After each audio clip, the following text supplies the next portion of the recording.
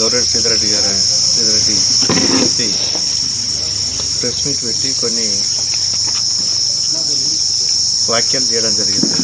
ఆ విషయం మీద కొంత వివరణ ఇవ్వడానికి మీతో మాట్లాడడానికి మిమ్మల్ని పిలవడం జరిగింది. ఆ సీతారెడ్డి అనే వ్యక్తి ఆ గ్రామంలో ఒక కొత్త నూతనంగా నిర్మితమవుతున్న ఒక ఫ్యాక్టరీకి సంబంధించి ఆ ఫ్యాక్టరీకి సంబంధించిన వ్యక్తి మీద అక్కడికి పోయి బెదిరించినాడని, ఫోన్లో బెదిరించినాడని ఓ దరఖాస్తు వస్తే ఎస్ఐ గారు కేసు నమోదు చేయడం జరిగింది.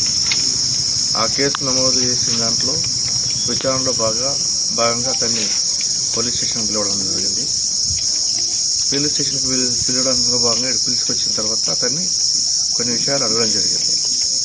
మీరు ఎందుకు పోయారు, మీరు ఎందుకు ప్రశ్నించారు, ఒకవేళ మీకు ఏమైనా అభ్యంతరం ఉంటే సంబంధిత శాఖలతో మీరు సంప్రదించి వాళ్ళకు పిటిషన్ ఫిర్యాదు రూపకంగా కానీ కన్సల్ట్ చేసి కానీ వాటికి తీసుకోవచ్చు అని చెప్పేసినప్పుడు అతను మహిళా అధికారాన్ని కూడా చూడకుండా అభ్యంతరకర భాష మాట్లాడడం. దాని విధంగా మొదలు వచ్చినప్పుడు పోలీస్ స్టేషన్లో అందరికీ రిసీవ్ చేసుకున్నట్టే అతన్ని కూడా రిసీవ్ చేసుకోవడం జరిగింది. అతనితో మాట్లాడడం జరిగింది. అతను చెప్పింది కానీ అతని ప్రవర్తన మీ అందరికీ కూడా గతంలో మీరు లోకల్ కాబట్టి మీకు ఐడియా కూడా ఉంటుంది. కొంత అభ్యంతరకరమైన భాష వాడడం వల్ల అతన్ని ఇప్పుడు ఆ రకం కింద కూర్చోబెట్టిండని చెప్పేసి అతను చెప్పుకుంటాడు. దానికి కారణం ఎవరు? ఆయన ప్రవర్తన. సరే, ఆ విషయం అది ఉంది.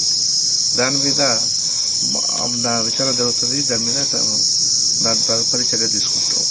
కేసే లేదు అంటే అతను మీరు ఆ వీడియోలో మీరు చూస్తూ మీకు అందరికీ కూడా మీరు అంత చెప్తున్నాం. నాకు కేసు అవుతుందని తెలుసు, నేను తెలిసే చేసినా అని చెప్పేసి స్పష్టంగా ఆయన ఒప్పుకోవడం జరుగుతుంది.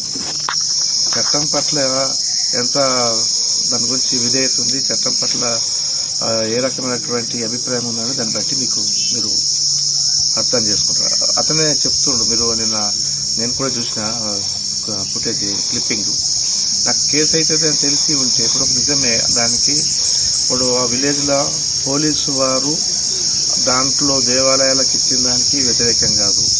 ఆడ ఈ పల్లె ప్రకృతి వనం చెట్లు చేయడం దాంట్లో మాకు సంబంధం. దానికి సపరేట్ డిపార్ట్మెంట్ ఉంది. సపరేట్ డిపార్ట్మెంట్ వాళ్ళు డీల్ చేస్తారు. ఇంకా రోడ్డు విన్న వాటికి కూడా ఉంటుంది. వాటికి ఏవి కూడా మాకు సంబంధం లేదు. వాటికి ప్రతి డిపార్ట్మెంట్ ప్రతి ఒక్క పనికి ఒక శాఖ ఉంది. ఆ శాఖ వాళ్ళు దానికి సంబంధించేసి వాళ్ళు చూస్తారు.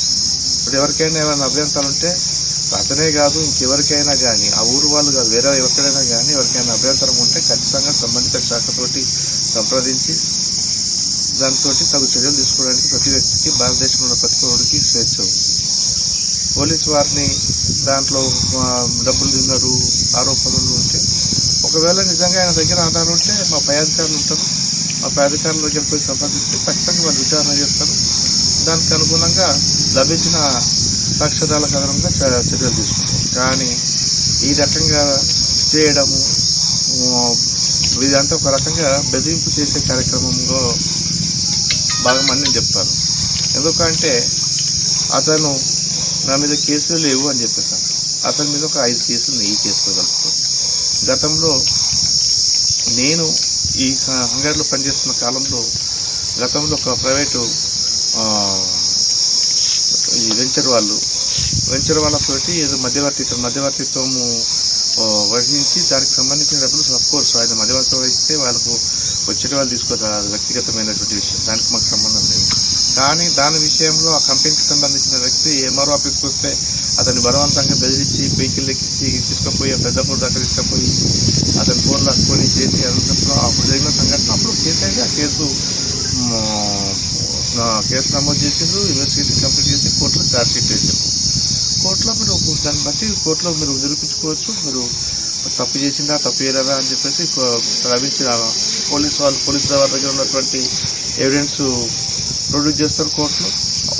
వీళ్ళు డిఫెన్స్ లేకపోతే వాళ్ళు ప్రూవ్ చేసుకుంటారు. దాంట్లో మెరిట్స్ మీద కోర్టు నిర్ణయం తీసుకుంటే దాంట్లో ఇప్పుడు కేసులు లేవు, ఇదే కొత్త కేసు అని చెప్పేసి అన్న విధంగా ప్రవర్తిస్తే చెప్తే రికార్డు పెట్టుకుంటే రికార్డు చెప్పదా ఏంటిది వాస్తవం అనేది? ఇప్పుడు అవును, మాకు చట్టబద్ధమైన ఇప్పుడు ఇల్లీగల్గా చేయాల్సిన అవసరం లేదు. చట్టబద్ధమైన పద్ధతిలో ఒక వ్యక్తిని ఒక తప్పు చేసే వ్యక్తిని కంట్రోల్ చేసడానికి ఒకటి బైండ్ ఓవర్ అనేది ఒకటి మాకు చట్టబద్ధంగా మాకున్న సాధనం. ఇతను కంటిన్యూస్గా ఇట్లా ఇది చేసుకుంటూ చేస్తే ఇప్పుడు బైండ్ ఓవర్ది ఉద్దేశం ఏంటంటే ఎంఆర్ఓ మెజిస్ట్రేట్ ఎగ్జిక్యూటివ్ మెజిస్ట్రేట్ దగ్గర ఇల్లీగల్ యాక్ట్ చెయ్యము, చేస్తే మాపై చర్య తీసుకోండి అని చెప్పి ఇచ్చే హామీ అది. మేమేమి బైండ్ ఓవర్ వేరే ఉద్దేశం కోసం చేయలేదే. ఇల్లీగల్ యాక్ట్ చేయకుండా నిరోధించడానికి, ఆ వ్యక్తిని కంట్రోల్ చేయడానికి ఎవరి విధంగా చేస్తారు. మొన్న అతనికి అవసరం పడితే చేసినాం.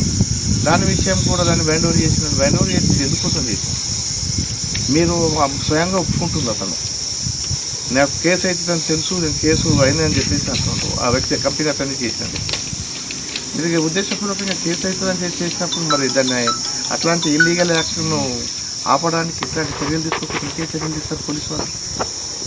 రేపు పొద్దున ఇట్లాంటివి చేసిన తర్వాత రేపు పొద్దున పోలీసు వాళ్ళు ఏం చేయకుండా ఉంటే పోలీసు వాళ్ళు ఏం చేస్తున్నారని చెప్పేసి ఇప్పుడు తప్పు చేసిన వ్యక్తి అతను ప్రశ్నిస్తున్నాడు. అట్లప్పుడు తప్పుకు గురైన వాళ్ళు, బలైన వాళ్ళు, మిగతా వాళ్ళు ప్రశ్నించారా? సొసైటీ ఒక్కరిది కాదు కదా, అందరిది. పోలీస్ స్టేషన్లో అందరిది. ఇప్పుడు ఆ విషయాలు అది ఇది అని చెప్పేసి కొన్ని అవినీతి ఆరోపణ ఉంటే తప్పు చేస్తే ఎవరు తప్పు చేస్తే వాడు అనుభవిస్తాం. దానికి మీరు చెప్పాల్సిన అవసరం లేదు. తప్పు చేస్తే తప్పు మీ దగ్గర ఏముంటే వివరాలు ఉంటే దానికి సంబంధించిన వివిధ శాఖలని వాటికి సంబంధించి పై అధికారులు ఉన్నారు, వాళ్ళ దగ్గరకు పోయి మీరు ప్రొడ్యూస్ చేస్తే తప్పు చేస్తే ఎవరు తప్పు చేస్తే వాళ్ళు అనుభవిస్తారు. దానికి నేను చేస్తున్నా చెప్పుకోవాల్సిన అవసరం ఉందా? ఈ సందర్భంగా మీకు కూడా ఒకటి ప్రెస్ మిత్రులకు అందరికీ ఒక విజ్ఞప్తి. దయచేసి సరే మీకు మీ బాధ్యత ఎవరు చెప్పినా వాటి రిసీవ్ చేసుకొని సమాజం దృష్టికి తీసుకుపోవాల్సిన బాధ్యత మీకుంది.